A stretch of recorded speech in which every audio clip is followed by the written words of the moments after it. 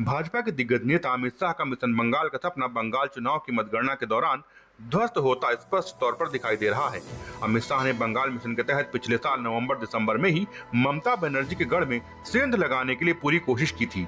उस दौरान शाह ने बंगाल में 294 में से 200 सीटें जीतने का दावा कर बंगाल की राजनीति में खलबली मचा दी थी। उसी समय पश्चिम बंगाल की मुख्यमंत्री ममता बनर्जी के चुनावी रणनीतिकार प्रशांत किशोर ने ट्वीट कर दावा कर दिया था कि भारतीय जनता पार्टी बंगाल विधानसभा चुनाव में दहाई के अंक भी पार नहीं कर पाएगी। अमित शाह के दावे पर प्रशांत किशोर ने स्पष्ट कहा था कि अमित शाह के बंगाल दौरे से भाजपा को कोई खास फायदा होने वाला नहीं है।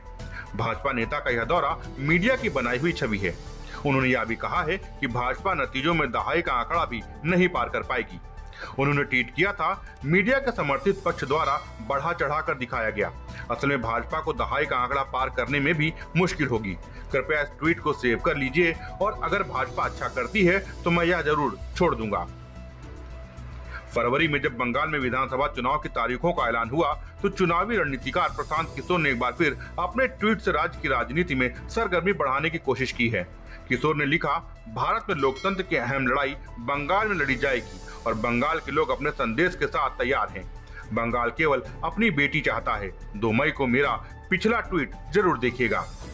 चुनाव रणनीतिकार प्रशांत किशोर के इनपुट और जमीनी हकीकत के बारे में उनकी टीम ने साल भर विश्लेषण किया। कुछ नए चेहरे सामने लाए जबकि कुछ पुराने चेहरे हटा दिए। एक वरिष्ठ तृणमूल नेता ने कहा है कि प्रशांत किशोर और उनकी टीम के इनपुट से इस फेरबदल में अहम भूमिका निभाई। हालांकि ममता बनर्जी का निर्णय सर्वोच्च है, लेकिन किशोर और उनकी टीम ने इस संबंध में बनर्जी की आंख कान की तरह काम किया।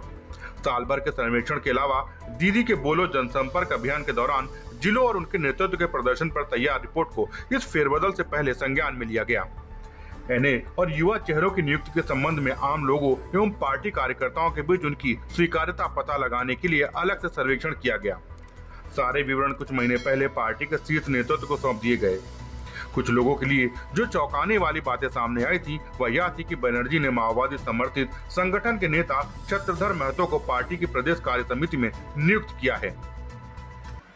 खबरों से अपडेट रहने के लिए हमारे चैनल को सब्सक्राइब करें और बेल आइकन